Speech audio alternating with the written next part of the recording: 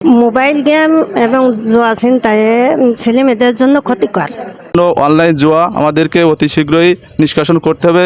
সংসদ সদস্য এই পদক্ষেপ নেওয়ার জন্য কে অনেক ধন্যবাদ। আমি মোবাইল গেম খেলি না, এবং যারা খেলে অনেক বেটের মতো জুয়া বা ওইগুলাই টাকা বাজি ধরে স্টুডেন্ট যারা, তাদের কাছে তো টাকা সবসময় থাকে না। না থাকার কারণে তারা অনেকভাবে অনেক উপায়ে মনে করেন যে টাকা ম্যানেজ করতে যায়। তখন মনে করেন যে চুরি ছিনতাই বা আরও অনেক কিছু করতে যায়। তখন তারা আস্তে আস্তে অন্য খারাপের দিকে চলে যায়। পরিত্রাণের উপায় হচ্ছে বাবা মাদের সচেতন হতে হবে, তার ছেলে মেয়েদের উপরে নজর রাখতে হবে, তাদের ঠিকমতো চলাফেরা করে কিনা সেগুলোর উপর খেয়াল রাখতে হবে। মাননীয় সংসদ সদস্য খন্দকার আব্দুল আজিজ উনি অনলাইন গেম সম্পর্কে যেটা বলেছে খুবই গুরুত্বপূর্ণ কথা বলেছেন।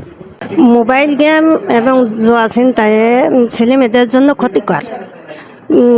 এটা আছে এদের প্রতি প্রত্যেক পিতামাতার খেয়াল রাখতে হবে যাতে এ থেকে ওরা বিরত থাকে।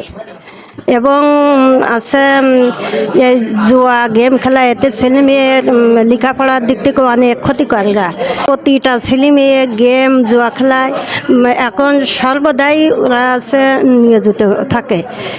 গেম ছাড়াই ওদের কোনো কথা নেই। এ থেকে প্রতিটা পিতামাতার আছে খেয়াল রাখতে হবে যাতে তা থেকে তারা বিরত থাকে।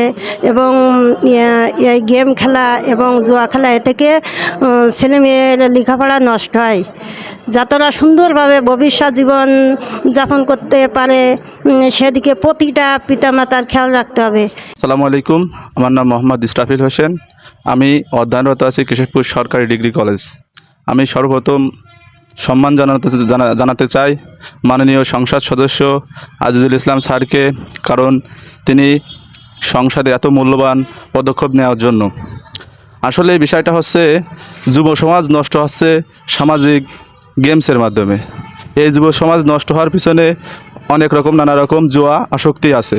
এই জুয়া আসক্তি থেকে আমাদের পরিত্রাণ পেতে হলে আমাদের মধ্যে নিজেদের সচেতনতা সৃষ্টি করতে হবে এবং অভিভাবকদেরকেও সচেতনতা হতে হবে এবং দেশকে এগোতে হলে শিক্ষার আলো ছড়াতে হবে।